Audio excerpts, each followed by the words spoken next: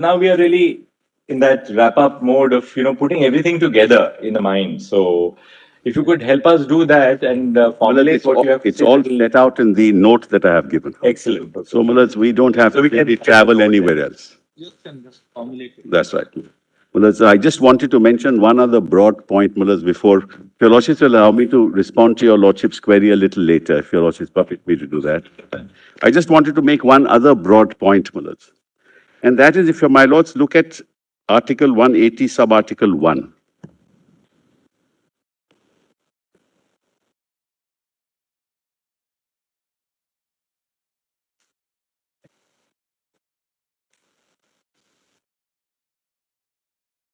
Sub-article 2.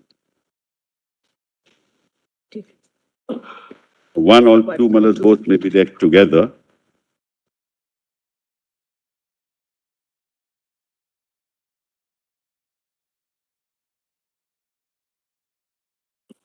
Your Lordship has that. While the office of a speaker is vacant, the duties of the office shall be performed by the deputy speaker, or if the office of the deputy speaker is also vacant, by such member of the assembly as the governor may appoint for the purpose. The governor may appoint for the purpose would be on the advice of the council of ministers. And during the absence of the speaker from any sitting of the assembly and deputy speaker, or if he is also absent, such person as may be determined by the rules of the procedure of the assembly. So or if no such vacancy, second deals with absence. So, Manoj, either way, Manoj, if both of them are absent or for some reason cannot participate, somebody else will be appointed. Right? Now, in this context, look at paragraph 6.2 of the 10th schedule.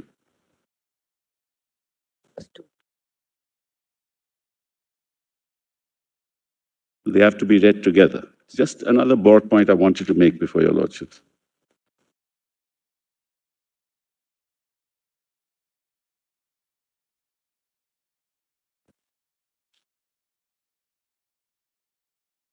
The proviso to 6.1, Malats. I'll read 6.1. If any question arises as to whether a member of a house has become subject to disqualification under the schedule, the question shall be referred for the decision of the chairman, or as the case may be, the speaker of such house, and his decision shall be final. Provided that where the question which has arisen is as to whether the chairman or the speaker of a house has become subject to disqualification, the question shall be referred for the decision of such member of the house, as the house may elect in this behalf, and his decision shall be final. So what is it that I am canvassing before your lordships? That there can be no hiatus. Yes. If there's a deputy speaker against you, we've given notice. The disqualification proceedings don't stop.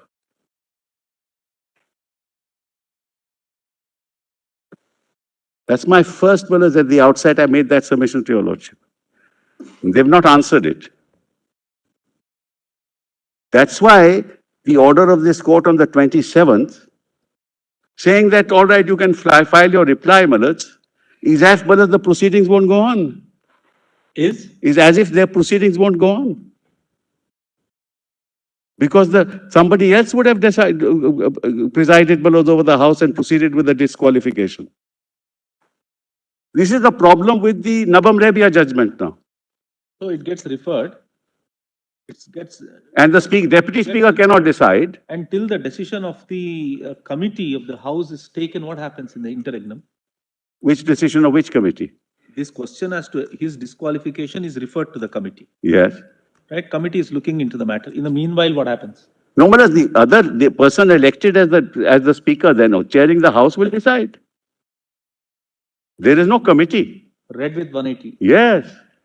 There is no committee. So, therefore, all this not dealt with in Nabam Rebia. What's the ground for removal of this? That's the other point I wanted. No ground. I'll show your lordship that notice. Nothing.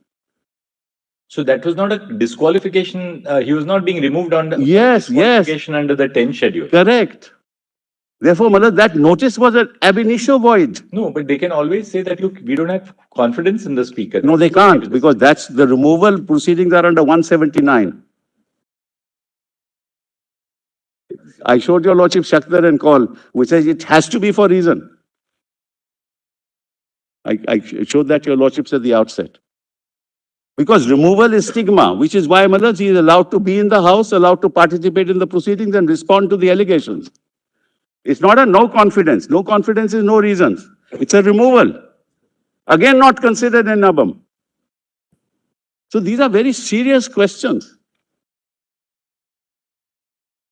That's another broad point I wanted to make, Manoj, before I proceed. Yes. Anyway, now kindly come to the propositions that I have placed before your lordships. Malaj, it's already with your lordships, I hope. My submissions, the rejoinder submissions, Malaj. Document number. It's not numbered. A what?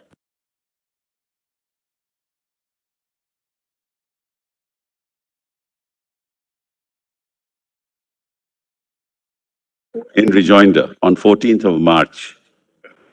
That is A4 is Mr. Sibbals, is it? Yeah. Petitioner rejoinder written submissions.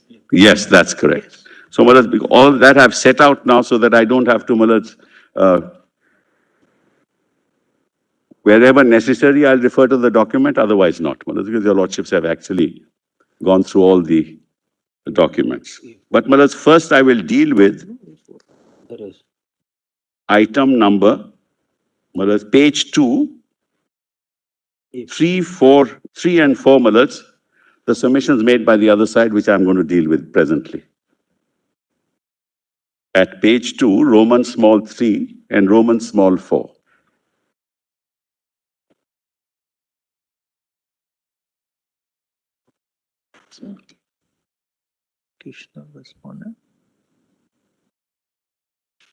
Their argument was, Malaj, as your lordships will notice. Page 2. Yes, Malaj, 3 is the respondents have not incurred disqualification under the 10th schedule because their claim is not that there is a split, but that they represent the Shiv Sena. That's their case, which has been decided by the Election Commission in their favor, that there is no distinction between the legislative party and the political party, and the 10th schedule does not stifle the right of the legislatures to dissent. That's their argument.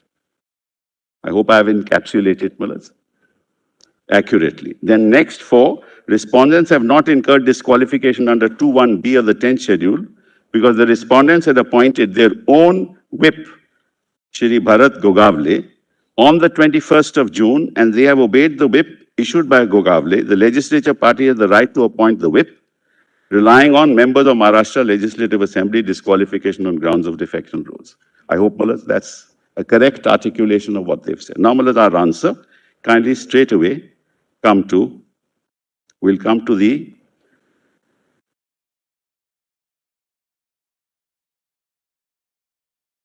heading, Malaj. I first deal with the governor. Why don't we deal seriatim with your submissions actually? A, governor, from A onwards. All right. That I can might be do that. better. I thought I would finish the governor first and then. Yeah, exactly. That is A at page 3. Three.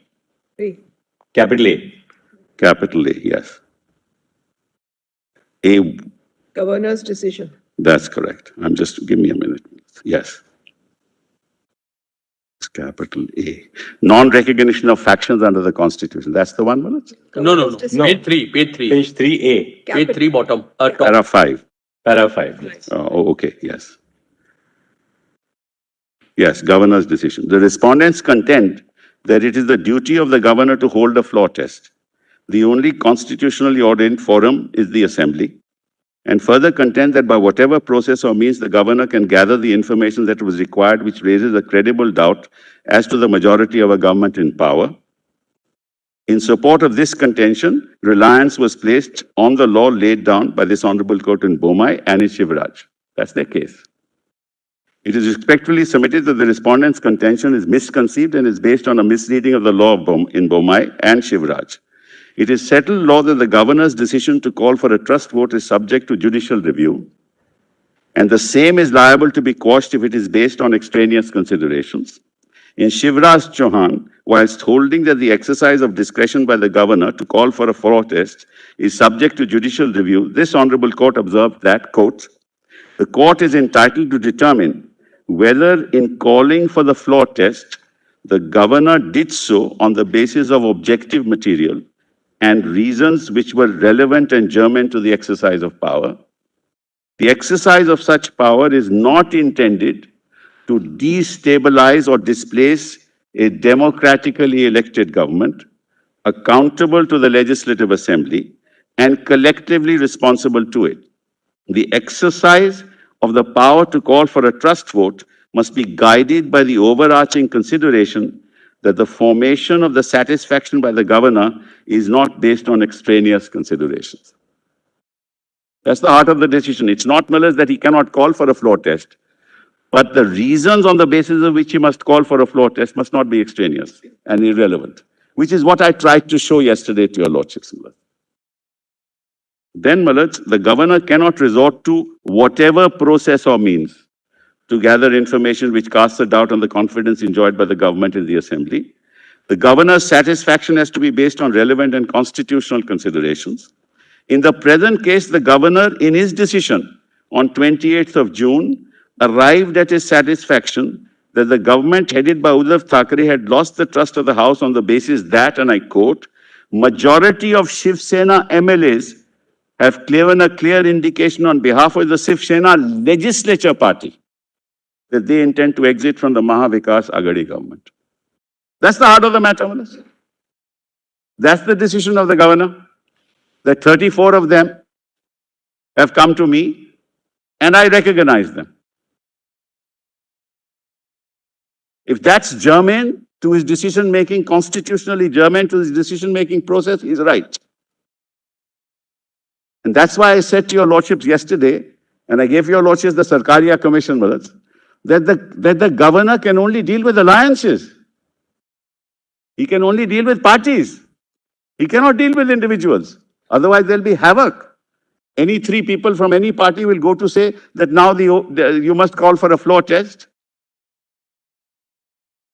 All right, let's read ahead so that we'll get your formulation. Yes. Firstly, it is respectfully submitted that the resolution of 34 members of Shiv Sena, which is relied on by the governor in his decision on 28/6, does not state that the 34 members intend to exit from the Mahavikas Aghadi government. Moreover, only 8 out of 32 members were ministers of the government. The rest were not ministers. So how could he say, Mother, they want to move out of government? Only 8 of them. Thus, the governor has misread the resolution of 34 Shiv Sena MLAs as demonstrating their intention to exit from the Mahavikas Aghadi government, and consequently his satisfaction about the lack of confidence enjoyed by the government is based on extraneous and irrelevant considerations. Secondly, para 7 of the governor's decision makes it clear that the governor based his satisfaction on a claim made by a majority of Shiv Sena MLAs against the government formed by his own political party, their own political party. So on what constitutional basis can the governor recognize, whether minority or majority, a faction in the legislative party to direct a floor test? It is respectfully submitted that the governor has no power to recognize a majority faction of a legislature party, and on that basis come to a prima facie conclusion that the government has lost the confidence of the House. By doing so, the governor enters the political thicket outside the domain of his constitutional duties and facilitates the toppling of an elected government, which is impermissible in law. Paragraph 3 of the 10th schedule, as it stood prior to its deletion, stipulated that where a member makes a claim that he and any other members of his legislative party constitute a group representing a faction which has arisen as a result of a split in his original political party, and such group consists of not less than 1/3 of the members of such legislature party, the same would constitute a valid defense in a disqualification petition filed against such members under paragraph 2 of the 10th schedule. Well, my lord asked me this, a question related to this. Well, as paragraph 3 said, not less than 1/3. It could be 75%. So it envisaged a situation where the majority would go away. A minimum being 1/3. And gave that protection. After it was deleted, neither 1/3 nor 75 will get protection. That's the consequence. And Milord, if your lordship reads paragraph 3 with me for a minute, well, it's very interesting. Original paragraph 3. Statute compilation, PDF page 50.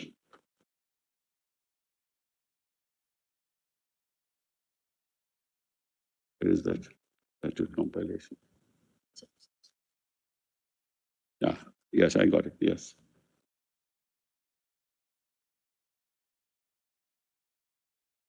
Yes, now kindly see paragraph 3 as it was. Your lordship has, it's at page 48, PDF 50. My lords have it. Yes. Where a member of a house makes a claim that he and any other members of his legislature party constitute the group representing a faction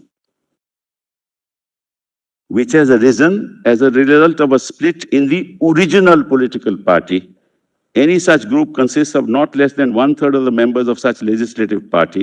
He shall not be disqualified under subparagraph 1 on the ground that he has voluntarily given up or that he has voted or abstained from voting. From the time of such split, such faction shall be deemed to be the political party to which he belongs for the purposes of subparagraph 1 of para 2 and to be his original political party for the purpose of this paragraph. So, what's one thing is quite clear, that the paragraph 3 dealt with factions. An argument to say that I am the party is contrary to the constitutional framework.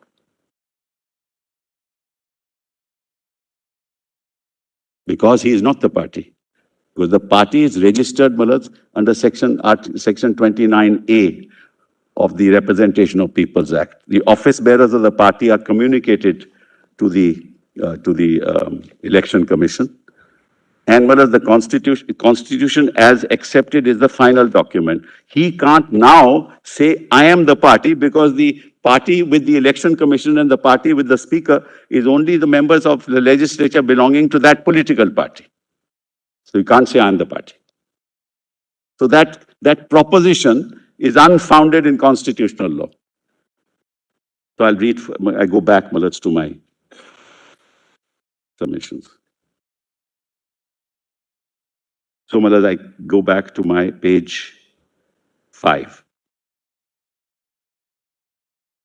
Thus, paragraph 3 as it stood, I'm sorry, you also have that? Yes. Yes. Thus, paragraph 3 as it stood recognized the faction of the legislature party arising as a result of a split in the political party. And Malad, your lordships have now read all the documents. Till July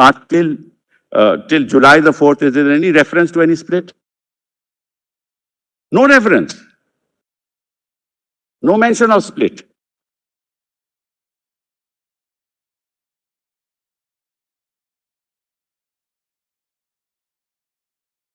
With the deletion of paragraph 3 of the 10th schedule by the Constitution 91st Amendment, there is no constitutional recognition of a faction or group in the legislature party. Reference is invited to petitioner's written submissions, 160 to 163. Malas, your lordship have it. I've given the page so that it's easy, Malas. The effect of deletion of paragraph 3 from the 10th schedule is that the Constitution does not recognize any faction, whether it consists of majority or a minority of the members of the legislature party. Why? Malad, there's a constitutional basis for that also. I tell you, Lordships, why. Malad, when I seek election directly from the electorate, I don't seek election in my personal capacity. I seek election on the symbol of the party. In my activity in the house and outside the house, I continue to be a member of that party and must honor the discipline that's imposed on me. So in the relationship between the legislature and the political party, has primacy. The legislature party has not primacy. So when you are interpreting the constitution, you have to give primacy to that political party whose representative I am in the legislature. You can't in the process give primacy to the legislature over the political party, which the other side is trying to do, by saying, I am the party. It can be one member of legislature, but can he say, I am the party? So within the constitutional framework, the will of the legislators, in fact, is subject to the functioning of the political party, both inside and outside the House. Now, he can have dissent outside the House, but no dissent within the House, which is why the whip. Because there he represents. That's why Holohon says you can't go against it. That's the rationale for it, Malats, constitutional rationale for it. Then, Malats, a fortiori, therefore, the concept of a faction asserting itself in the legislative party and acting dehors the political party or calling itself the political party is not contemplated by the law, and any such claim will be per se fall foul of paragraph 2 of the 10th schedule. Parliamentary democracy only recognizes alliances between political parties and not an alliance between a political party and a faction of a legislature party. That be constitutional harakiri, Malats. Reference is invited to the order for preference to be followed by the governor as stipulated. Malats, kindly have a look at that page only, Malats. Kindly come to my written submissions, page 101, Malats. Right, 101.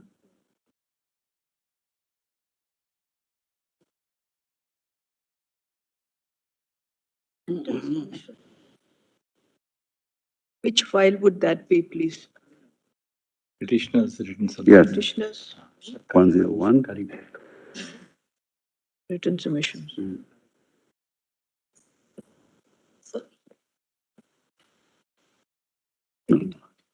Page.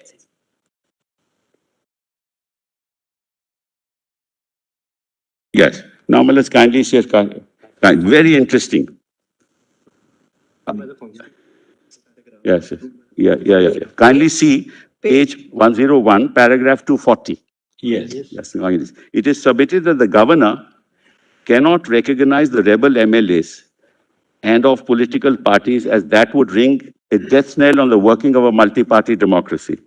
The Sarkaria Commission's recommendations approved by this Honorable Court in Rameshwar Prasad also categorically emphasize the importance of sanctity of the party system and states that the governor, in arriving at a satisfaction to invite a chief minister, can only recognize alliance of parties and not an alliance of a party, in this case the BJP and rebel MLAs of another party. In this regard, para 65 of Rameshwar Prasad reads as follows.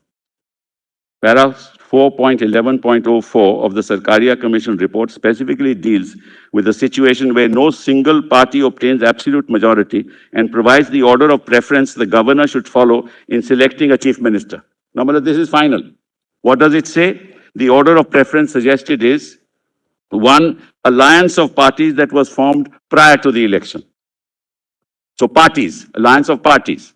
2, largest single party staking a claim to form the government with the support of others, including independents. Again, largest single party.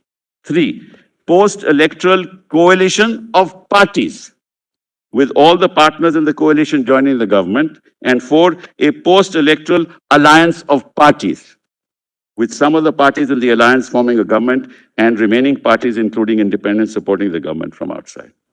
There is no space for factions when the governor has to appoint a chief minister. Now, if all of Shiv Sena had gone to the BJP, governor will call for a floor test.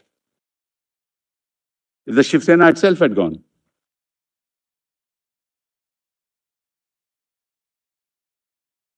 Now, this is cast in stone. Now an argument is being raised, it doesn't matter, and which is why, Malad, I said to your lordship the consequences of it. Malad, supposing 2 or 3 members of each political party who don't form the majority go to the governor and say that support of six of these people reduces the chief minister to a minority, therefore call for a floor test. Malad, it would be disastrous for democracy. That's the Ayram Gayavaram principle that we gave up.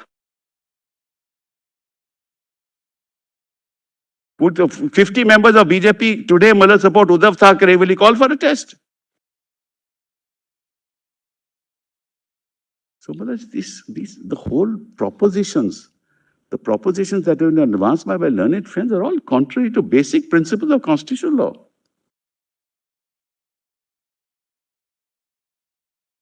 I go back, Malad, to my submissions. So, Malad, para 20.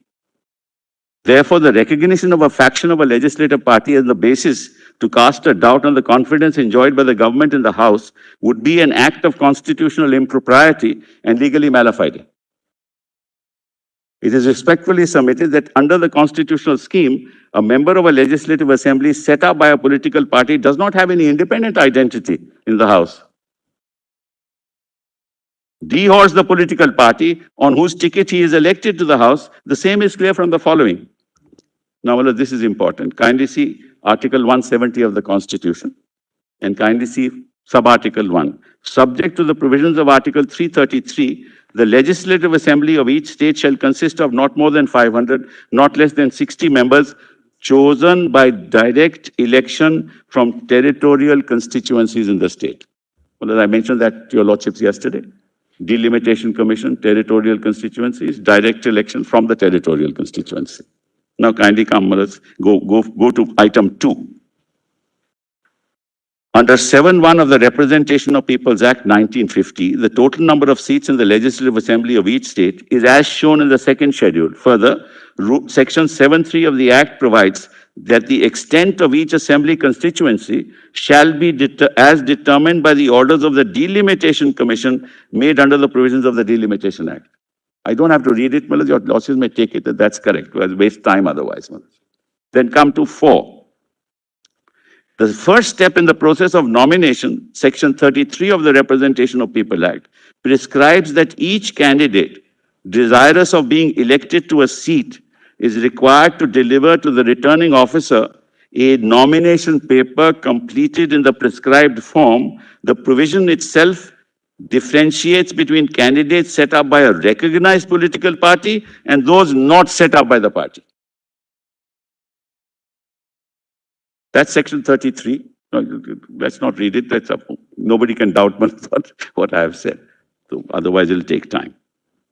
Next, the relevant rule in the conduct of election rules pertaining to Section 33 is Rule 4, that deals with nomination papers and prescribes that each nomination paper must be completed as per the appropriate form. The appropriate form for the purposes of election to the Assembly is Form 2B. Part 1 of Form 2B applies to candidates set up by the recognized political party. Further, as per paragraph 13B of the symbols order, a candidate is deemed to be set up by a political party only if the political party provides a notice in Form B to the returning officer which contains the endorsement of the political party as to the approved candidate on its behalf. Hence, from the very initiation of the election process, the identity of a candidate for an election is as a representative of the political party by which it was set up. So the primacy is of the party. The legislature has no identity other than being a representative of the party. After the election, Section 66, 67 of the Act require the returning officer, once the counting of votes have been completed, to declare the election result and to communicate the same to the Election Commission and the Secretary of the House. That's very important, Melissa. Kindly see that, 67 of the... That's okay. I think, you've paraphrased it and there is no reason to doubt it. Right. The reason is, what he sends is that he has been elected as a-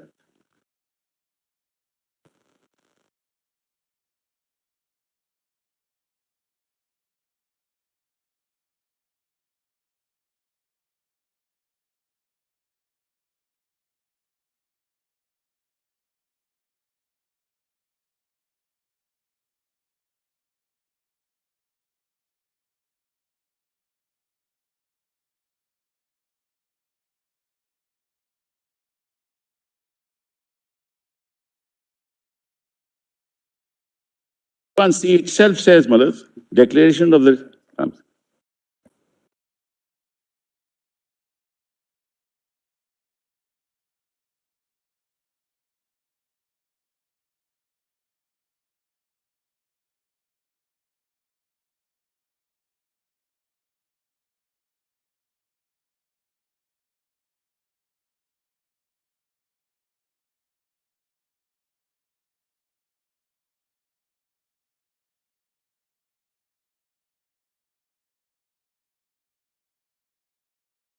Is sponsored by the political party and he has been duly elected.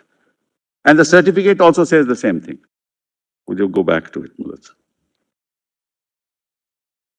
Then, Malaz, item 9, corresponding rules of the conduct of election rules are Rule 64, 66, which prescribes 21C, Form 22 to be referred to by the returning officer. 21C deals with the format of declaration of the result of elections by the returning officer, and it explicitly requires the name of the recognized registered political party that has sponsored the candidate to be recorded. The same details are also required to be recorded in Form 22, which concerns the certificate election provided. Therefore, it is respectfully submitted that an elected member of the Legislative Assembly does not have any independent identity in the House except as a member of the political party to which he belongs. Accordingly, the governor could not have recognized any members of the legislature party, dehorsed their political party, and permitted them to make a representation against the government formed by the political party to which they belonged. So, Malaz, he should have assumed that they continued to be in the Shiv Sena, and that Shiv Sena had 52 members, and all the three parties together have 152 out of a house of 280. There was no occasion for him to say, have a floor test. And undisputedly, in the present case, the group of the Shiv Sena legislature party, represented by Eknath Shinde, is a faction of the legislature party, albeit a majority. The recognition of a majority of Shiv Sena MLAs by the governor to entertain a doubt about the confidence enjoyed by the government is in the teeth of the provisions of the 10th schedule and of the constitutional scheme related to election of members to the Legislative Assembly. Therefore, governor could not have asked the government headed by Uddhav Thackeray to seek a trust vote on the floor of the House on the 30th of June. On this basis, the governor's decision rather placed a premium on the unconstitutional acts of a faction in the legislature party, allowing them to topple an elected government. He knows because he's not a member of the assembly, but he is part of the legislature. So he knows. So he went outside the scheme of the 10th schedule as well as the scheme of the constitution to recognize a faction. Majority or minority doesn't matter. The governor is knowing fully well that a faction of the legislature party cannot be recognized under the constitution. Sorry, just to pause here. According to you, suppose there is a split, which is now, of course, not recognized. Yes. So, what would have been a split under the unamended provisions of of the 10th schedule? But there is a group of legislators who would otherwise, who have otherwise left they say we have withdrawn support. Correct. Right, whether they withdrew support here or not, that you already made your point. Now, they will incur a disqualification because there is no split which is recognized by the 10th schedule now. Yes. Can the governor not then look at the numbers and say that, assuming that these people say that we have left, whether they incur a disqualification will be decided by the speaker, but this conduct of these people in doing something which is contrary to the 10th schedule also is liable to affect the strength of the house and the strength of the number of parties in that house, or the strength of the party in that house. Can he not do that? No. Because your argument is he can't do that at all. No, forget Malaz, the majority. This can happen, Malaz, where 2 or 3 or 4 members of each political party can do the same. What you're doing is, Maharaj, when there was no 10th schedule, what used to happen? The same thing. What my Lord is putting to me used to happen when the 10th schedule was not there. Right. So you are going back to a state where the 10th schedule is not there. That's my answer. Because that's exactly what your lordships are putting to me. Can't the governor, looking at the fact that these people now say they want to withdraw support, they may be disqualified. That's a separate issue. Then your submission would be that the governor can't call for a trust vote in oblivious to the provisions of the 10th schedule. No, forget the 10th schedule. He can't call for a trust vote, Maharaj, by recognizing a faction in a political party which has no identity, which has no constitutional identity. That's my submission. Maharaj, your lordships are now looking at them as a group. They are not a group, they are individuals. There is no concept of a group within the legislature. Each is an individual. And government formation is based only on alliances.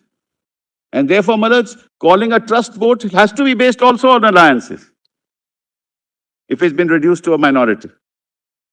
That's accepted now by Rameshwar Prasad, Maharaj. They could have followed, Maharaj, the Madhya Pradesh model. Resigned. No, but they wanted to be chief ministers and posts, Maharaj, so naturally, Maharaj. they could have followed the other model. But that also is a constitutional issue which one day your lordships will decide. That's also another issue. The collective decision to resign as a group, well, is something which is very suspect in constitutional law. Suddenly, all of them together one day decide we all must resign. This is in line with Kyoto, unless we question Kyoto. Well, I have always questioned it. I have always questioned it, but that's another issue, Maharaj. But it also has a bearing on coalition governments. Yes. Particularly regional parties. Yes. Regional parties, this argument could sometimes be very dangerous also, because there is absolutely no freedom in the party, except for one leader. Many a times it's a family which runs it, and there is no scope of anybody else coming into the fray. Because in fact, and setting up an alternative, because it's impossible. Virtually, we are interpreting the constitution to say that it is just not possible for any legislator. Well, in fact, this has been my grievance. What happens, Maharaj, in the United States and in the UK, Maharaj, a president, Maharaj, of the Republican Party will reach out to Democrats to get a bill passed. The insurance, actually, Barack Obama had to reach out to the Republicans for his insurance bill. And in the UK, the same thing, the Conservative Party or the Labour Party reaches out to the opposition members. There is no such thing as defection. This is a problem. But anyway, Maharaj, we are in another era. Yeah. At the moment, we are on the law as it stands today. So we go back to the Gairam regime, where there is no 10th schedule, and you can actually move the governor for toppling any government you want at any time you want. Yeah, a few people. Maharaj, there is an NCP case where only four people of the NCP, Maharaj, actually went away. There were only 4 members. All of them went away. So it can happen. So according to, going back to the Sarkaria Commission report, which was relied upon in Rameshwar Prasad, this was a post-electoral coalition of parties. That's correct. Of course, with the support of some independents as well. Yes. So according to it is only if any one member of the alliance and Shifts. or one member of the coalition shifts, That's right. that the governor can then say that, look, as a result of one party in the coalition, one member of the coalition having shifted, Correct. or ceased to back the government. Therefore, I feel now your vote in your confidence in the House, the confidence of the House in your government is now liable to be affected. Therefore, I call for a trust vote. Therefore, he is not concerned with the 10th schedule at all, Maharaj. Right. With the greatest respect. Right. Governor is not concerned with it. That's a separate proceeding. Whether they'll be disqualified, they may not be disqualified. If they vote against the whip, within 15 days, I can condone it. Or if you have sent notices to 16, the others may say, I don't want to lose my membership, they will come back. That arithmetic and that, the consequences are not relevant as far as the governor is concerned or even the court is concerned. Court is to judge the act of the governor on the 28th of June, whether that was right or it was wrong. And I might say this to your lordships, when we enter this courtroom, we are in a different aura. We come with hope, with the expectation that you are the only hope in this country. Power, if you look at the history of civilization, all injustices are based on power. Whether it was the execution of Socrates, why was he executed? He was executed because he didn't believe in the Athenian gods. He was executed. The same thing is happening today. Not in that sense. Where do we go? Therefore, this court's history has been so phenomenal and your footprint is the largest around the world. You are the beacon, the hope of 1.4 billion people. And you can't let democracy be destabilized in this callous, uncouth fashion. I'm sorry, Mullah.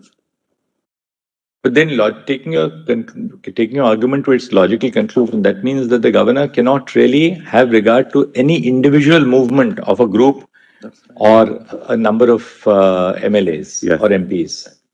That's Bomai, Mullah. Yes, exactly. Para 88 of Bomai says that. Movement lies within the province of the Speaker under the 10th schedule. Internal dispute he can't deal with. Para 88 of Bomai, Mullah. Intra-party disputes he can't deal with. It's in my note. I'll succumb to it. All right, let's go back to the Yes, Mullah. Sorry. So, Mullah's decision of the governor is accordingly liable to be struck down. It is respectfully submitted that the respondent's reliance on the decision of Bomai to contend that the governor is duty-bound to order a floor test without regard to the pendency of disqualification petitions is totally misplaced. The respondents particularly relied on 119 and 121 for Justice Sawant's opinion and paras 391 and 395 of Justice Jeevan Reddy's opinion, dealing with court's decision on the situation in Karnataka. Now, 30 is important.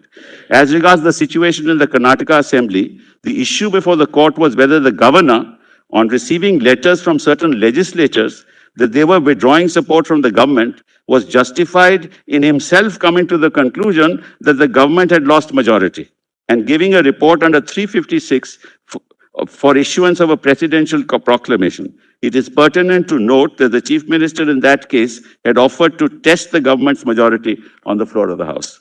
Chief Minister himself, I'll test it. These are the facts of Bomai, Karnataka, which they relied upon. In that context, it was held by this honorable court that in cases where the support to the ministry is claimed to have been withdrawn by some legislatures, the proper cause for testing the strength of the ministry is holding the test on the floor of the House. Because the Chief Minister said, I am ready to hold that test.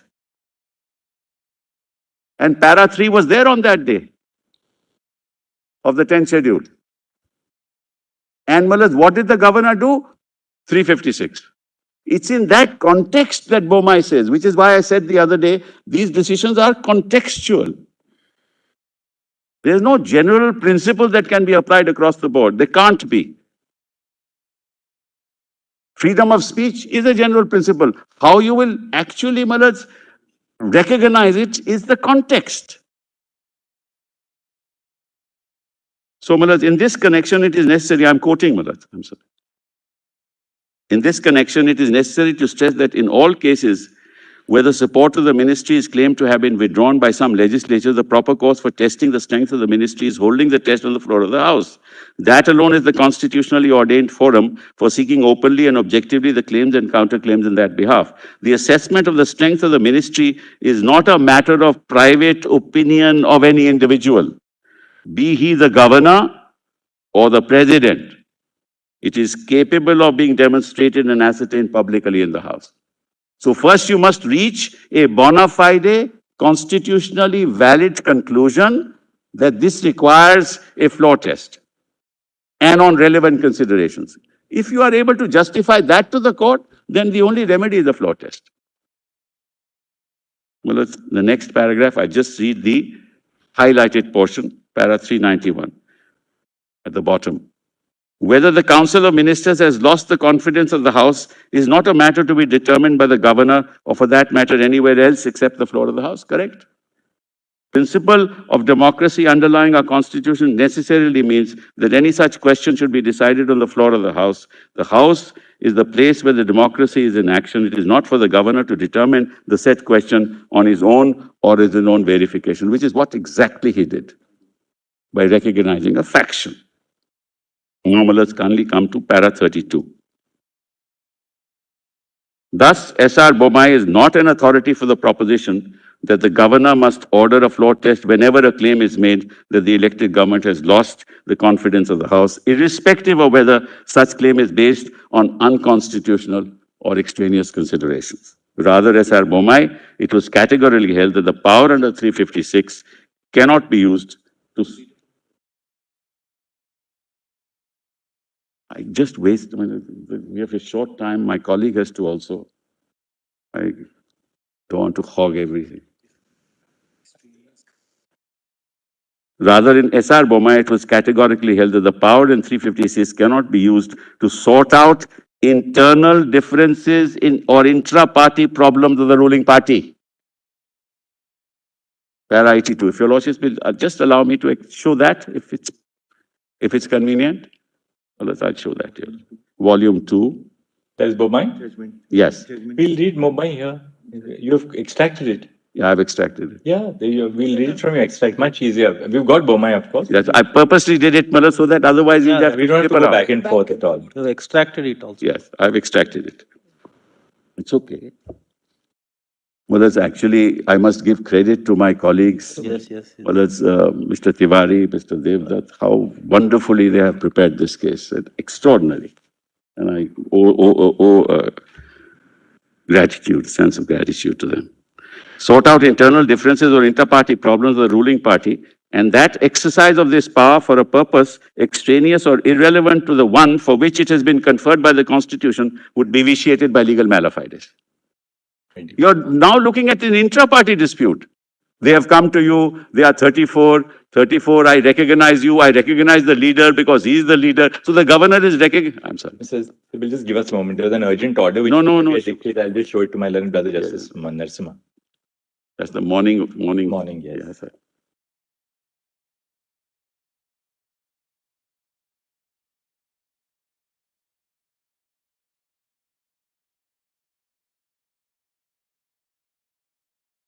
Okay. 24th March only. Thanks. Approved that vote. And this intra-party quotation is from Sarkari Amalats. It is adopted by Bommai. And it is consistent with those propositions, Malats, that I read to your lordships of Sarkari Amalats adopted by Rameshwar Prasad. See, you can't enter into moment you say, okay, I'll recognize these three people, I will entertain these two people, and then now you have lost majority, now you have a floor test. Oh, impermissible. That's the old non-10th schedule regime, the Ayagram, Gayaram regime. Then, crucially, para 34, S.R. Bommai, Justice Jeevan Reddy further observed in the context of the 10th schedule that we're equally of the opinion that the High Court was in error in holding that the enactment of a 10th schedule of the Constitution has not made any difference. The very object of the 10th schedule is to prevent and discourage foreclosing and defections, which at the time had assumed alarming proportions. Whatever may be his personal predilections, a legislator elected on the ticket of a party is bound to support that party in case of a division or vote of confidence in the House, unless he is prepared to forego his membership of the House. The 10th schedule was designed precisely to counteract horse trading. Except in the case of a split, a legislature has to report his party willy-nilly. Mr. Sibyl, the only problem is, I mean, I just looking at it from this point of view, the basic principle of parliamentary democracy is that a government has to be accountable to and must have the faith of the House. Now, suppose a group of, say, the government has X number of legislators, and take a hypothetical case where X divided by 2, say that we have no faith in this government, though we were elected on their ticket. Correct. They say that, look, okay, we incur the disqualification, but we don't have faith in this government. Now, going by your logic, the governor can never call a trust vote because he will say, look, you have been elected as members of the House. You can't say that you have lost faith in which case, even though the government now really effectively has only X by 2 of its confidence in the House, the strength in the House, still the government must continue. The government has to continue. It's basically reduced to a complete minority, probably. Your Lordship is absolutely right. May I answer that, Malaz? The session is on. Finance bill has to be passed. Vote against it. Government will fall. What's the problem? This is not an insurmountable legal issue, Malaz. Any vote against it. But what they want is, they want to topple the government, become the chief minister, then tell your lordships, now the speaker will decide. This is not constitutionally permissible. Your lordship is absolutely right. What time does the government lose confidence of the House, Mullah? At the time when it is reduced to a minority. At what time does it reduce to a minority? When they vote against the government. It is reduced. That's the solution. Till the time they vote against and the government becomes a minority, it's accountable to the people. The governor cannot assume that they have lost majority, therefore there is no accountability. That's not permissible as far as the governor is concerned. That's respectfully the responsibility to the query that your lordship raised. Prime Minister Nasim Rao ran the minority government. It's not as if governments can't be run by minorities. Point is, they don't want to lose the membership of the House. It's a double whammy, Millers. You lose the membership, you don't become a minister. You have to fight an election. You may win, you may not win. Here, you topple the government to become a minister, you become a chief minister. Use the governor's office for that. Your lordship, Millers, I don't have to say anything more. My political experience and your judicial experience, Millers. We have reduced ourselves to that we are mocked. People don't believe us anymore. Anyway, so now we go on to Shivraj Singh. Then Shivraj. Respondents relied on the law in Shivraj to contend that where the governor has reason to believe that the incumbent government does not possess the support of the majority, the correct course of action would be for the governor to call upon the chief minister to face the assembly and to establish the majority of the incumbent government within the shortest possible time, irrespective of the fact of disqualification. Well, I just read the highlighted portion. Distinguished clearly. Undoubtedly, the purpose of entrusting such a function to the governor is not to destabilize an existing government. Well, as I read the beginning, as a matter of constitutional law, it would not be correct to proceed on the basis that the constitutional authority entrusted to the governor to require the Council of Ministers to prove their majority on the floor of the House can only be exercised on the very inception after general elections are held, and not when the governor has objective reasons to believe that the incumbent government does not command the confidence of the House. The governor is not denuded of the power to order a floor test, where on the basis of the material available to the governor, it becomes evident that the issue as to whether the government commands confidence of the House requires to be assessed on the basis of a floor test. Undoubtedly, the purpose of entrusting such a function to the governor is not to destabilize an existing government. When the satisfaction on the basis of which the governor has ordered a floor test is called into question, the decision of the governor is not immune from judicial review. The court would be justified in scrutinizing whether the governor prima facie had relevant and germane material to order a floor test to be conducted. So we are not against the floor test. We're against the considerations on the basis of which the floor test was ordered. It is respectfully submitted that Shivraj Chauhan, there are no disqualification petitions. Now, this is the other thing, pending against the MLAs whose resignation was under consideration. A note, as noted by the Honorable Court in para 41, notices of disqualification had been issued against 6 MLAs on 13/3, but the Speaker had accepted the resignation of these 6 MLAs on 14/3, which I mentioned to your Lordships yesterday. As regards the other 16 who had tendered their resignations, the Speaker had not yet accepted the resignations. When the Governor directed a floor test to be held, the disqualification petitions were not pending against MLAs whose resignations were under consideration when the floor test was held. On the other hand, in the present case, Governor's decision to direct a floor test to be held on 20, knowing full well that the very MLAs of Shiv Sena Legislative Party who the Governor had recognized are facing disqualification. Furthermore, this Honorable Court's observation in para 80, the pendency of proceedings before the Speaker cannot be a valid basis to not have the confidence of the House in the government determined by the convening of a floor test, are premised on the constitutional principle that neither the court nor the Governor has any right to impinge on the Speaker's power to decide on the issue of disqualification. This court cannot say that you cannot decide or I give 10 more days or 10, 15 days. That's not the power. That's not the function of the court. It is straight law that neither the Governor nor for that matter this court has the power to impinge upon the authority of the Speaker to take a decision on the above issues. Well, that's a... Now 5 judges have said that. Therefore, that order on the 27th put us in a situation, where the government, elected government, was toppled. Neither the Governor, nor for that matter the court, can entrench upon the power of the Speaker, which is why I pointed out paragraph 6 of the 10th schedule and 180. Because there can't be any hiatus. Speaker's function must continue, and there cannot be any Kitemek order. Then, whereas in the present case, the decision to hold the floor test was taken by the Governor on 28/6, by which time this Honorable Court had already interdicted the disqualification proceedings against the respondents on 27/6.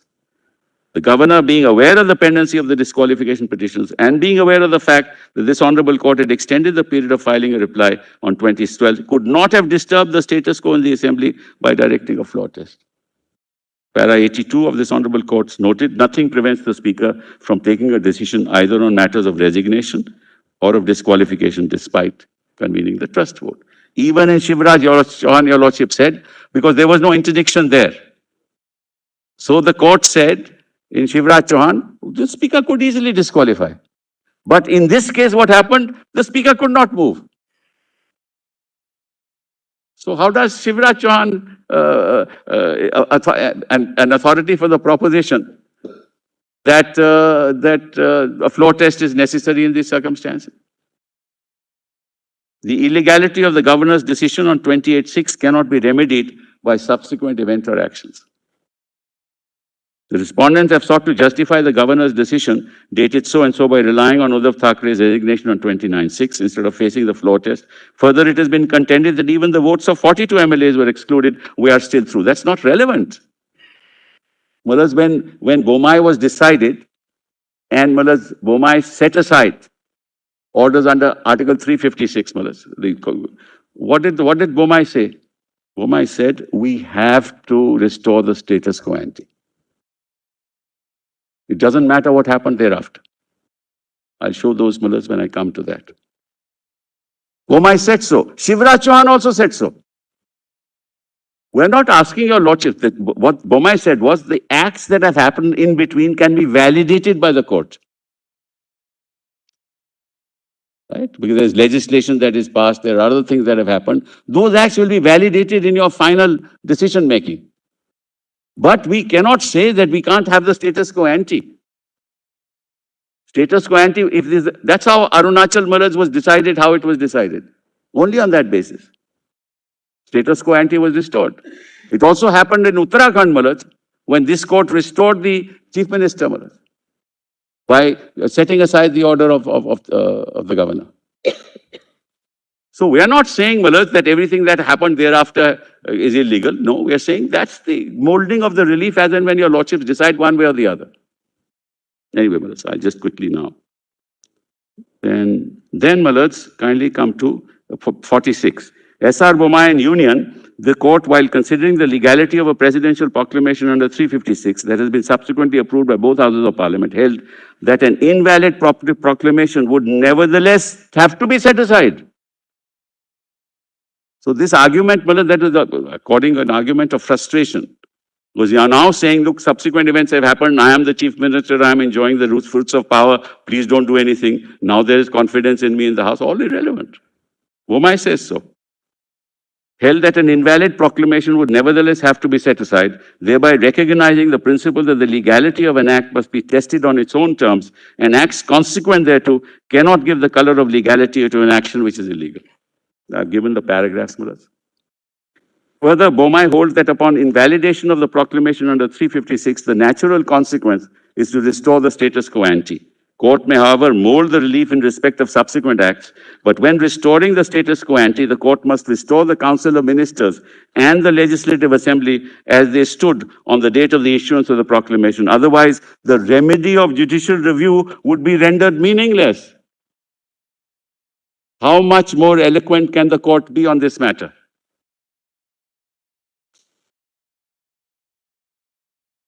In fact, Bomai goes on to say that holding of fresh elections can also be injuncted on the principle that such a relief is to prevent the frustration of the constitutional remedy.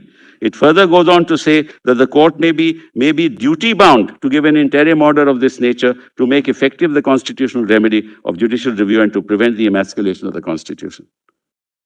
Well, what's the point, Mallards, of now saying these consequential acts have happened, so you have no judicial remedy, even though the act may be illegal?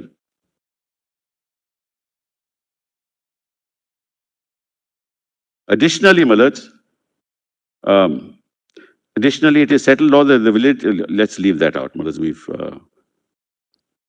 So, Mallards, para 52, the legality of the governor's decision has to be determined with reference to the decision itself, not by reference to any subsequent events or facts. There is no constitutional basis for the proposition that the otherwise illegal decisions of the governor can be justified by referring to subsequent events and actions, including the fact that the petitioner participated in the floor test on the 4th of July. Then governor's decision on 30th of June to swear Eknath Shinde. That's the next.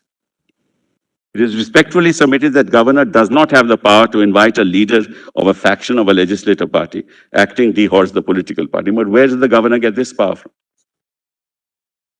Who is he recognizing? Leader of what? The governor can only deal with the legislature party. He can't pick out Eknath Shinde and say, now you become the chief minister. It's like saying that the party is registered with the election commission. The leader is as communicated to the election commission, but as governor, will pick up another leader contrary to what is communicated to me. The leader continues to be Mallards. In the instant case, it is undisputed that on the 30th of June, Uddhav Thackeray was the leader of the Shiv Sena political party. However, the governor extended an invitation to form the government of Shinde, whose only claim as on 30th June was that he is the leader of the majority faction of the Shiv Sena legislature party. The governor, as on 30th of June, did not and could not have recognized Mr. Shinde as a leader of the Shiv Sena political party. As submitted above, a parliamentary democracy only recognizes alliances between political parties and not an alliance between a political party and a faction of the legislature. I've already said that. As submitted above, therefore, the governor's action of inviting Shinde Mallards to form a government illegitimately recognized an alliance between a faction and Shiv Sena legislative party and the BJP, which is constitutionally impermissible. The governor's decision is liable to be set aside on this basis. Further, the respondents have failed to deal with the petitioner's reliance on 164(1)(b). Mallards, let's leave that out for the moment. Let's leave out the other things. Then, Mallards, they relied upon Kuldeep Bishnoi. What I have now done is, Mallards, I've given no lordships, para 62, what Kuldeep Bishnoi held and how it's wholly irrelevant, Mallards. So that I don't have to, Mallards, unnecessarily take your lordships. I've put it out in the note itself. And then Shivraj Chauhan.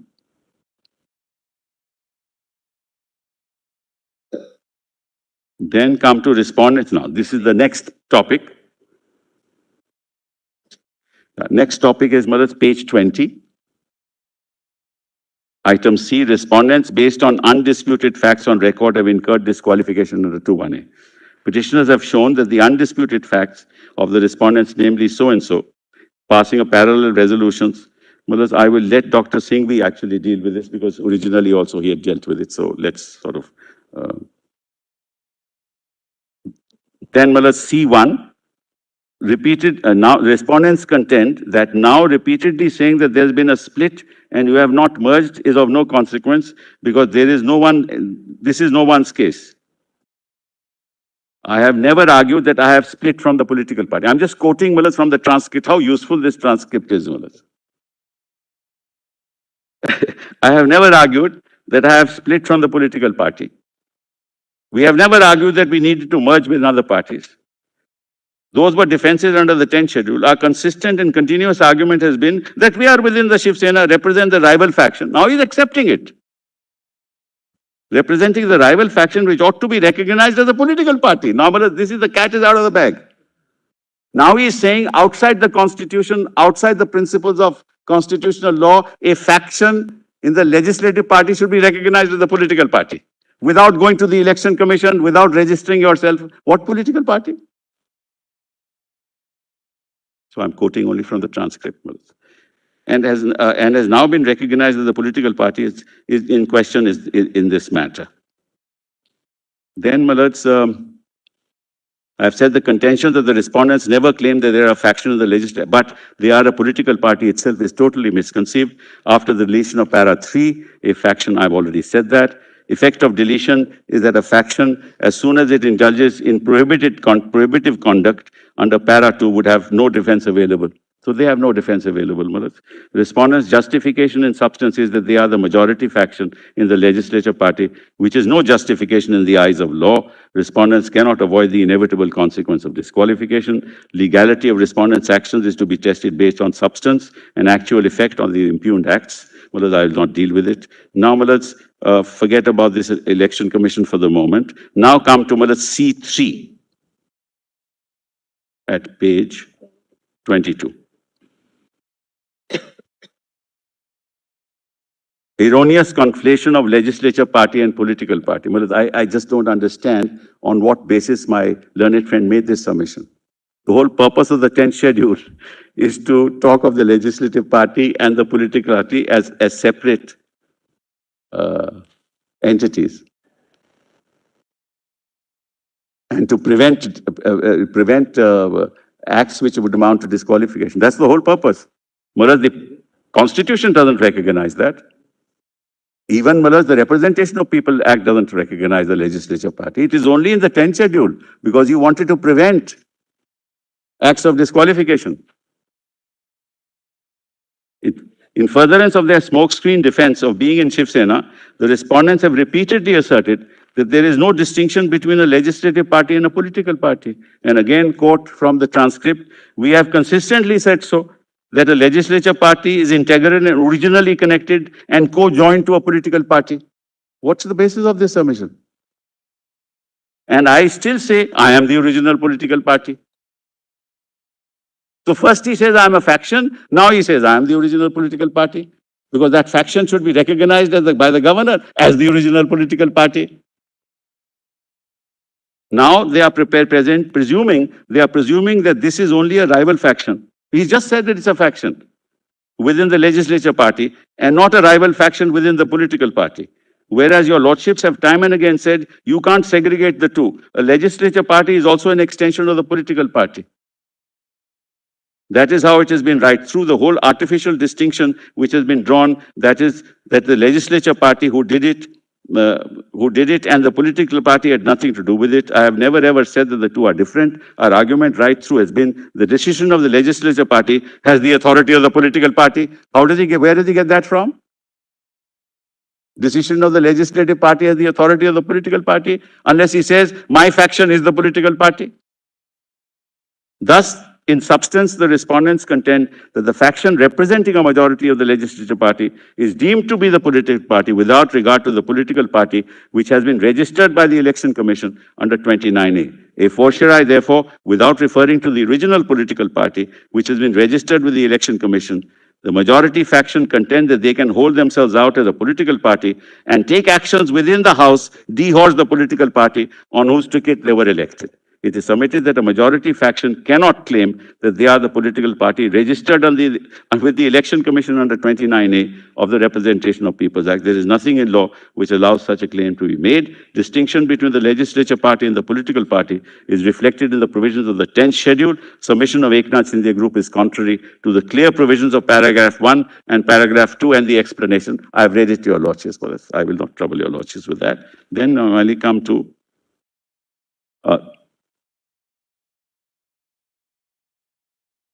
now, para 83, if the respondent submissions were correct or were to be accepted, it would create chaos within the political system with functions within the scheme of the Constitution as provided for in its various provisions, including the 10th schedule. So, let's now come to C4. I will leave the rest, Malas. Now, your lordships will remember all this happened much before the matter went to the Election Commission, because there they moved on 19th July. So, all this is so per se unconstitutional.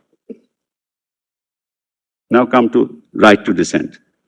The respondents have claimed that the 10th schedule cannot be used to stifle dissent within the party, and definitely internal dissent does not amount to voluntarily giving up membership of the party. Well, this whole argument was raised in CHEQUE in the context of Article 105 of the Constitution,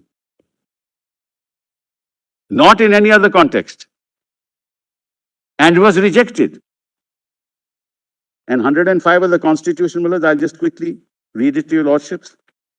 It says, subject to the provisions of this Constitution and to the rules and standing orders regulating the procedure of Parliament, there shall be freedom of speech in Parliament. Rejected. Why? Because you are a representative of the political party and bound by the discipline of that party. You have no independent right. Unlike Parliament in England, unlike the Senate and the House, and unlike European Parliament.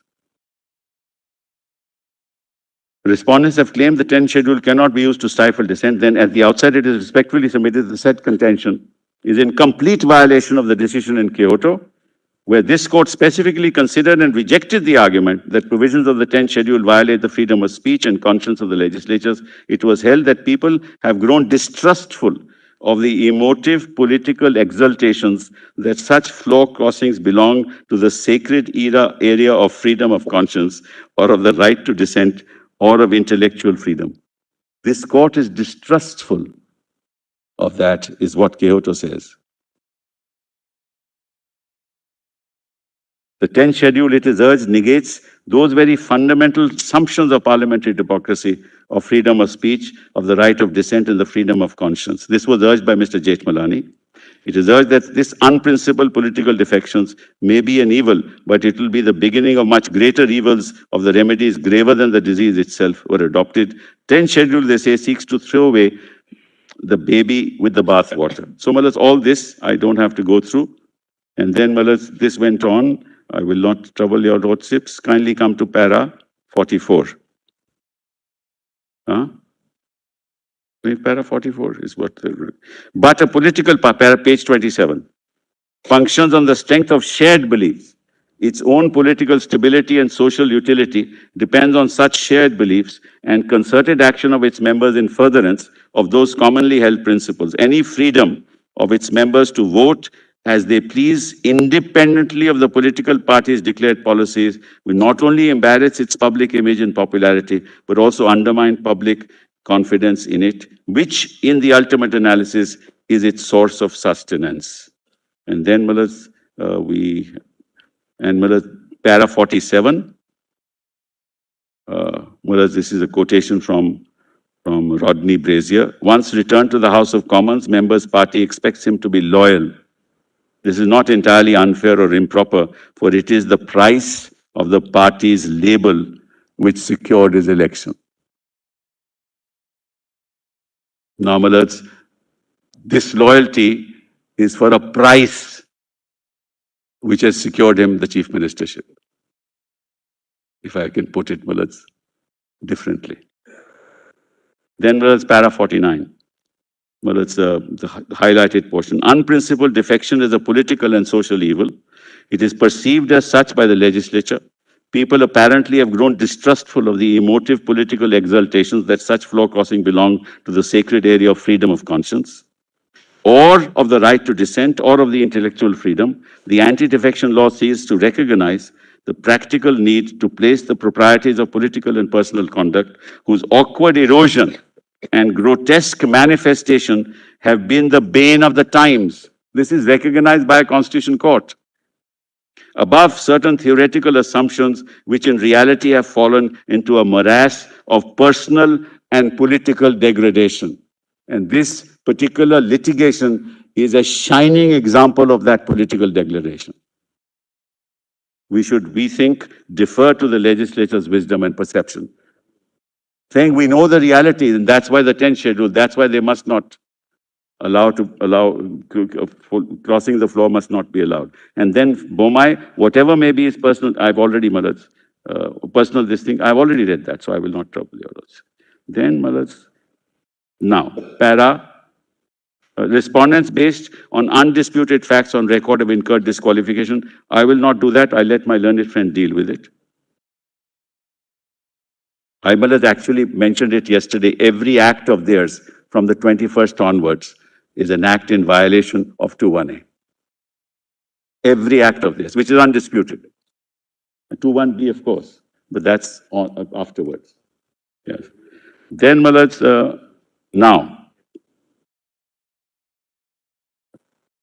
E is the decision of the Election Commission in the para 15 cannot efface the disqualification income. But whatever may be the consequence, that disqualification has already happened. Even if the Election Commission's order is right, which is ex facie wrong, but that's, we'll deal with it separately. This disqualification has happened. That cannot efface the disqualification. That's the purpose of this particular paragraph. So, Malas, I will.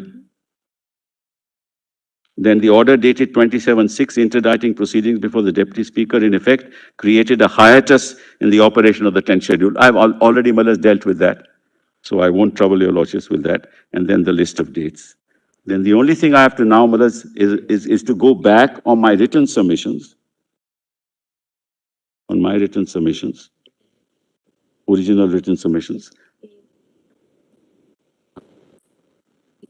Yes. Now, Malas, I want your lordships to look at the chapter relating to whip. In your rejoinder? No, Malas, my Originally.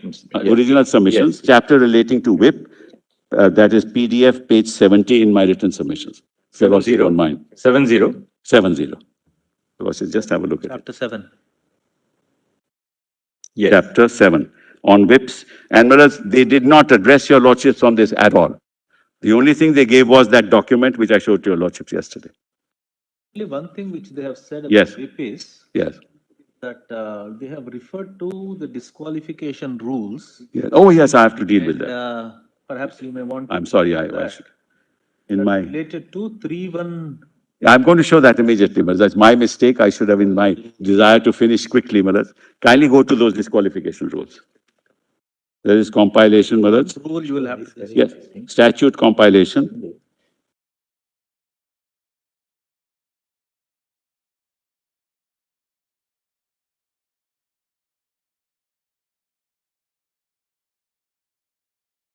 F. This is PDF, Malas, page 6. Thank you, Malas, for reminding me. I should have dealt with it. You have some doubts, so. Yeah.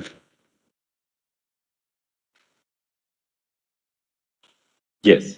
Malas, definition of leader. Your ladyship has it, my lord has it? Yes, we have it. Leader in relation to a legislature party means a member of the party. What is he referring to? He's reading Maharashtra, this thing.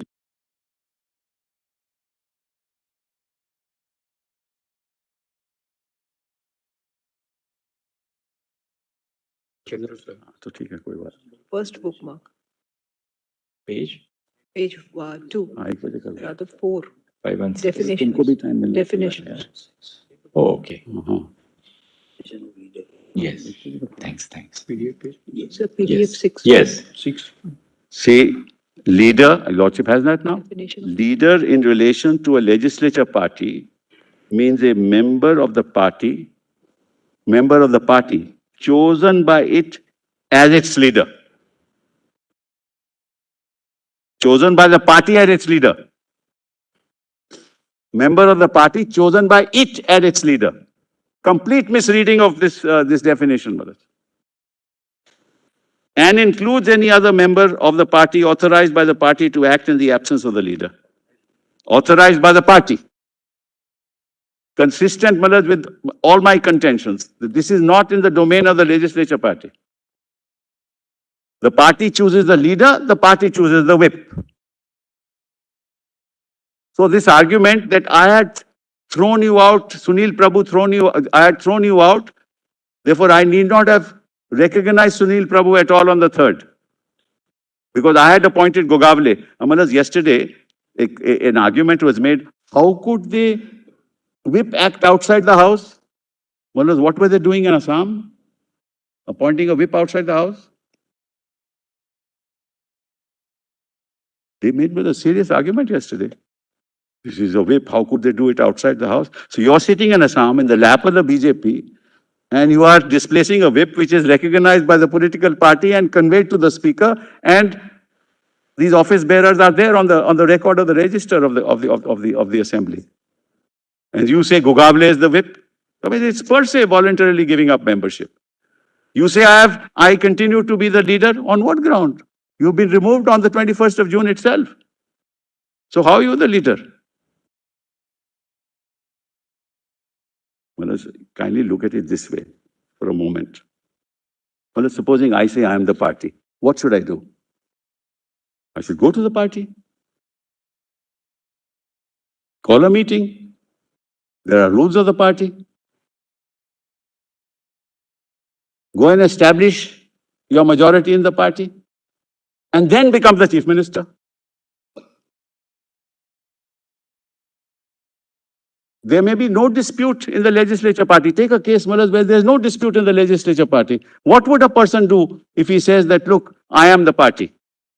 He will go to the party. He can't do it any other way.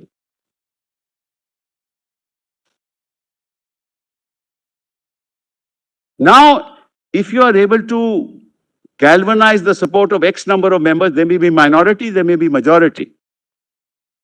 And then on the basis of those numbers, you destabilize an elected government, and then go to the election commission, and on the basis of the fact of those very people who are subject to disqualification, get the symbol and then say, I am the party.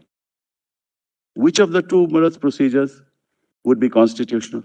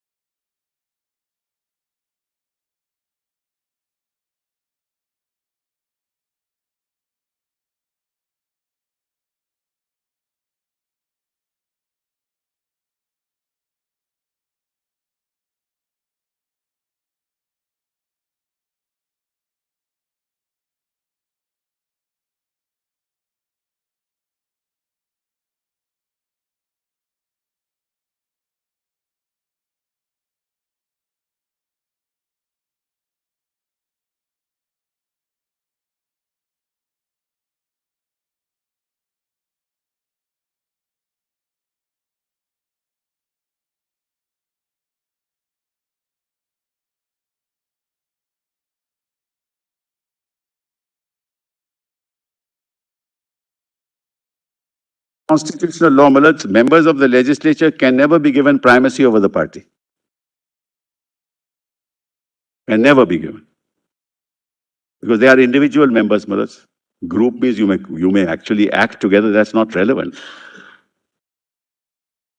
So, Malas, this is one part that they relied upon. Then para 3. 3 must be read in terms of. Yes, exactly. I was going to read that, Malas. That's at page 5. The leader of each legislature party, other than a legislative party consisting of only one member, shall within 30 days from the date of commencement of these rules, or where such legislature party is formed after such date within 30 days from the date of its formation, or in either case within such further period, as the Speaker may, for sufficient cause allow, furnish the following to the Speaker: a statement in writing containing the names of members of such legislature party, together with other particulars regarding such members as in Form 1, and the names and designations of the members of such party who have been authorized by it for communicating with the Speaker for the purposes of these rules. Clearly, Manoj. It is in the definition also. Yes. Then, Malas, my Lord the Chief Justice asked a question, or one of your lordships asked him a question. Is the whip mentioned in the form? And the answer is yes. The fact is it is not. Kindly see the form now. He gave the answer as yes. Page 13. Whip is by convention, is it? Yes, absolutely. It's not even there.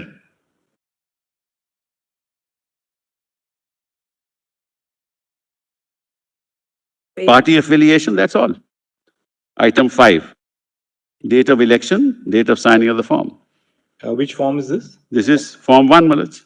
Form 1. Name of the legislature That's party, all. name of the corresponding political party. Yes. There's no question of whip. No question, Malaj. That's something that's appointed by the party. Page 5. Page 11, your ladyship may have. Page 11, Form 1. PDF 13. So, Malaj, it's crystal clear. Which is why, Malaj, they very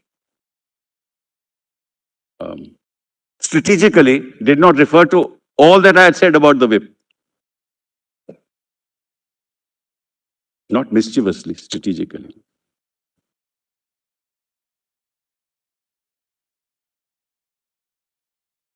Huh? Yes, Malaj. I was on petitioner's written submissions on this, Malaj. Yeah. Petitioner's written submissions. I got it. Yeah. That's at PDF, Malaj, page 70. It's for lunch because we'll relax a little.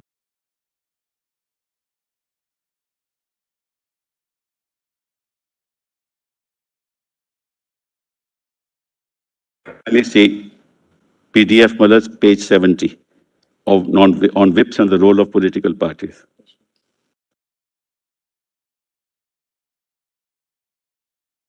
Yes. So, Malaj, he said there's no distinction between legislature party and political party. See the definition. Subject to provisions of paragraph 4 and 5, a member of a house belonging to any political party. Where are you reading? Page PDF 70 in my written submissions. On whips and the role of political parties. Yes, yes. Which, Malaj, they didn't deal with it at You all. read in detail, Mr. I'm sorry? Well, that one you had read very much in detail. In fact, we've highlighted. Originally, yes. We've highlighted that. I highlighted the history, how a whip was, Malaj.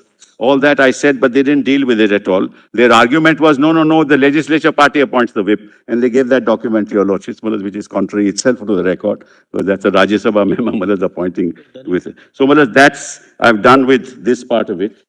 Now, a bit about, Malaj,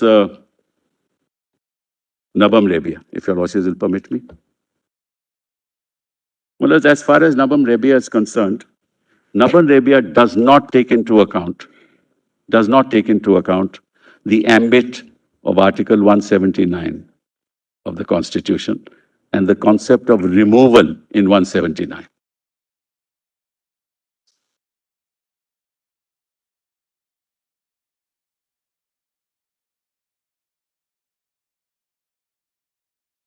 We'll see that. First, Malaj, 179C.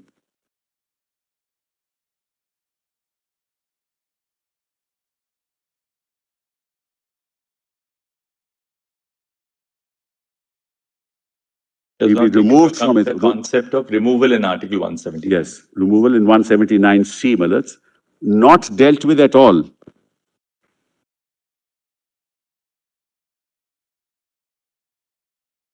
In that context, yes, kindly have a look. Provided that it's like not a no confidence for which no reasons have to be given.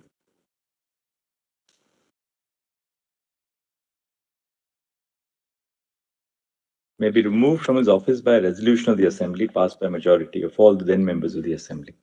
Intention to move. Intention to move. Your Lordships will remember the submissions that I had made. The question of moving doesn't arise. Intention to move. So that concept, is not dealt with in Navam Rebia at all. What does Navam Rebia say on the issue of 10 members, my learned colleague, Mr. Jethmalani said that seemed to be an erroneous interpretation. Then members means then who are members of the House at that point in time. That will exclude people who are disqualified. But Navam Rebia says, no, you can't change the status of the House, even if there are disqualification. In a sense, saying that you can't even deal. The Speaker can't deal with disqualification petitions. That's also an area where Navam Rebia did not deal with it. That's the second. And the third is, just look at this notice. Please show where the notice is. Notice which we were given.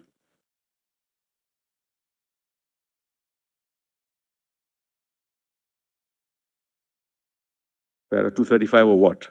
Nibam. Nabam. No. I am talking about the concept of removal.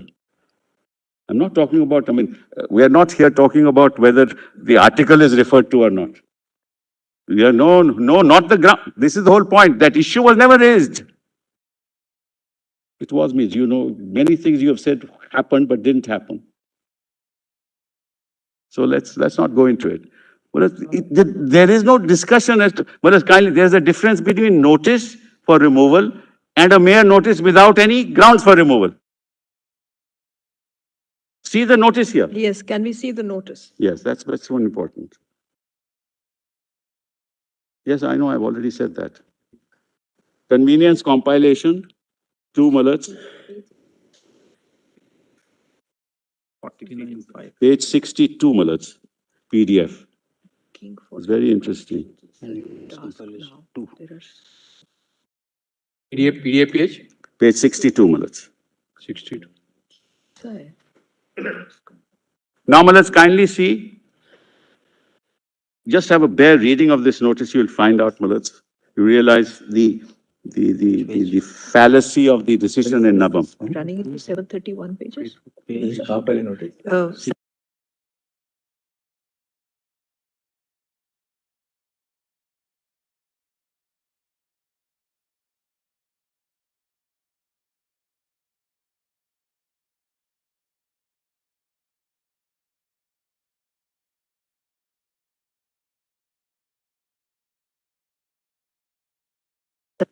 PDF page 60. This is that one, Malats, which it is dated 21st June, but Malats received by the secretary, the secretariat at 11:33 on 22nd June.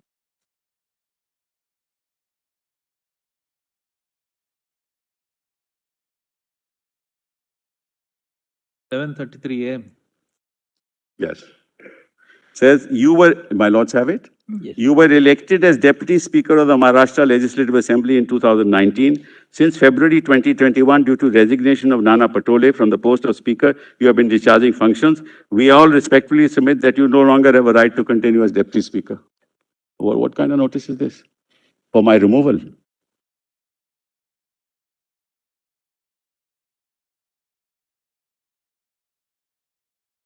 It's well-known judgment of the Supreme Court, so they rely on Navam Rebia. They misinterpret Navam. According to me, Malats, this could not have been the law in Navam Rebia. Could never have been. They write a letter saying, now, I want to remove you. Is it? It's not a no-confidence motion. It involves, Malats, consequences, civil consequences. I am holding an office under Parliament. I am removed from that office. I am not told why I am being removed.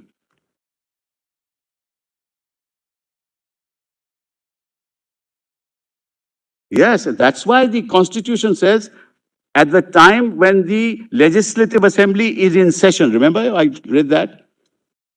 At that time, if it is moved and it is under consideration, only on that occasion I cannot sit. I have to go down to the House and I can participate in the proceedings and put my point of view.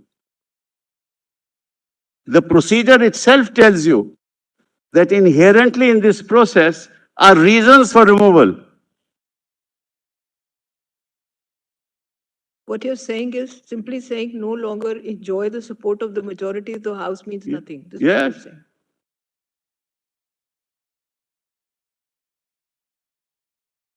So this Nabam Rebia has to go.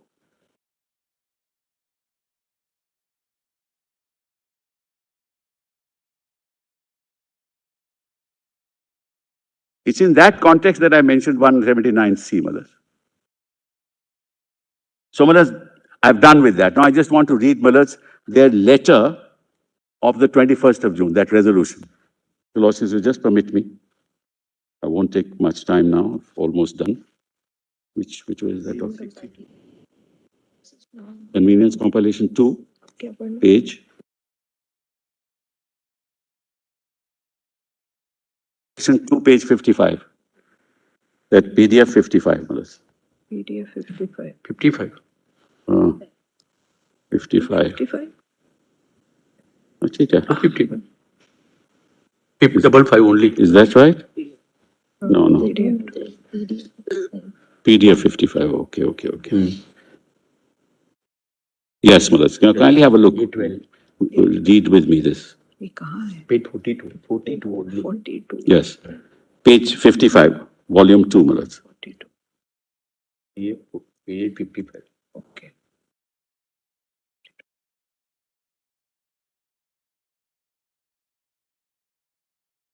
So, Malas, this, first of all, this is written when? When this group, whether it's 34 or 39, are sitting in Assam.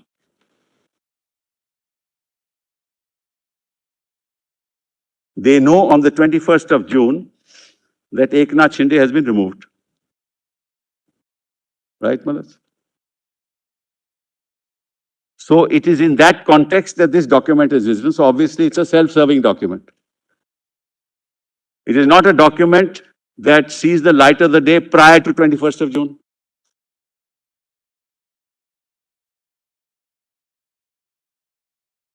It doesn't talk of any event prior to 21st of June.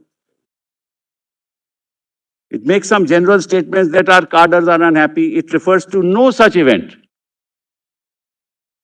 It refers to no such event when he has aired his views publicly prior to 21st of June.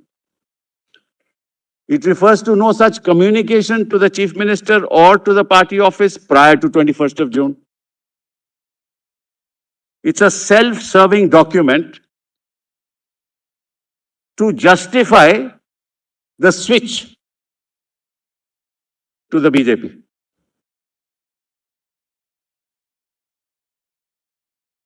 On account of corruption in the government. But till the other day, till 21st June, he was the minister. And he was the group leader. No. Sorry. And corruption is not relevant, Malas, as your Lordships have already heard. In Boma itself says corruption is not relevant even for 356. Forget about this. So, Malas, what's the credibility of self-serving statements of a document when you're sitting in the lap of the BJP in Assam, knowing full well that you have been removed as a group leader?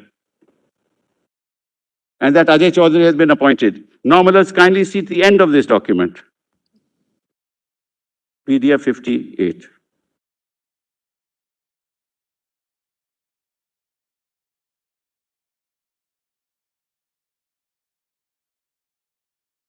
In view of the above, I'm sorry, my lords have that. In view of the above, the members of the Maharashtra Shiv Sena Legislature Party have met today, Legislature Party, and resolved as under, hence it is unanimously resolved as under, it is hereby resolved that, and reaffirmed that Eknath Sambhaji Shinde, who was appointed as a leader of the Shiv Sena Legislature Party on 31/10, is and continues to be the leader.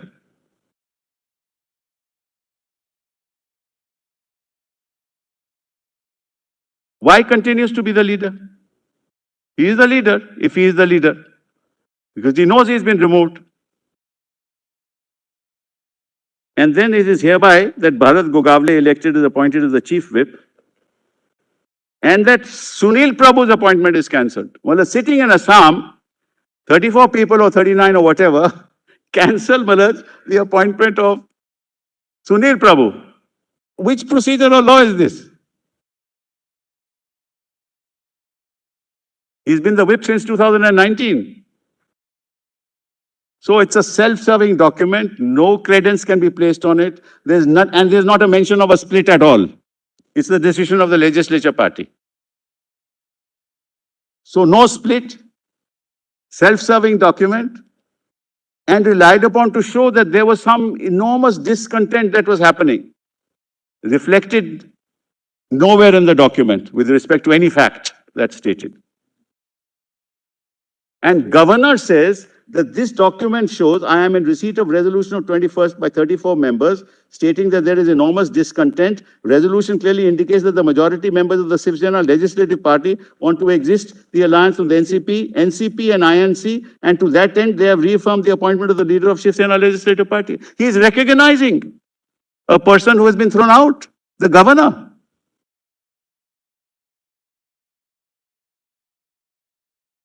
With greatest respect, Manoj, this cannot be countenanced.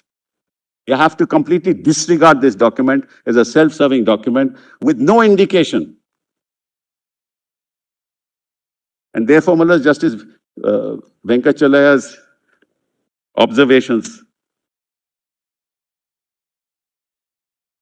only, Manoj, reaffirm that we have reached the bottom of the barrel. So, Manoj, I mean, I didn't want to say this, Manoj. I really did not want to say this. But I'll give to the other side. You just have to read it, Manoj, where we are going in this country. Give it to my. Read, just send it to my. Just give it to the other side. I will not read it aloud, Manoj. This is a communication by the governor to Uddhav Thackeray. Just give me a few more minutes, I'll have done, Manoj. Give me just a few more minutes. During COVID times, and kindly come to the second page, third paragraph from the bottom.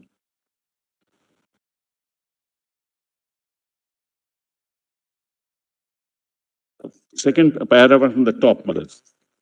The last three paragraphs, just read them, Manoj. Starting from I wonder. How does the governor write these things?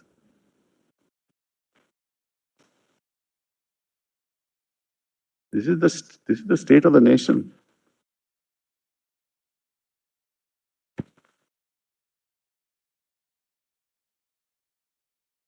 Manoj, last thing I'd like to say, and then I'm done, is that, Manoj, the history of this court is the history of celebration of the values of the Constitution. There have been occasions where, Manoj, like ADM Jabalpur, Manoj, which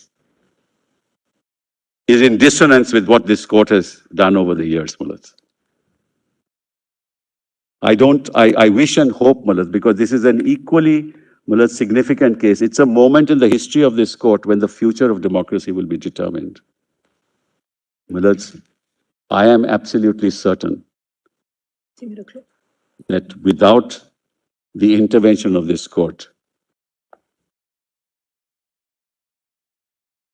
our democracy will be in danger because no government will be allowed to survive. It is with that hope, Manoj, that I make this plea to your lordships to allow this petition and set aside the governor's order. I'm obliged to your lordship. Thank you, Dr. Singh. Dr. Singh, we will continue at 2 o'clock. 2 o'clock. So how long will you take? Over about an hour. About an hour? Just a little bit for Dr. Yeah, let them, Manoj. Thank you, Mr. Sibal. I am honored by that. We'll give you an hour at 2 o'clock. Deeply obliged.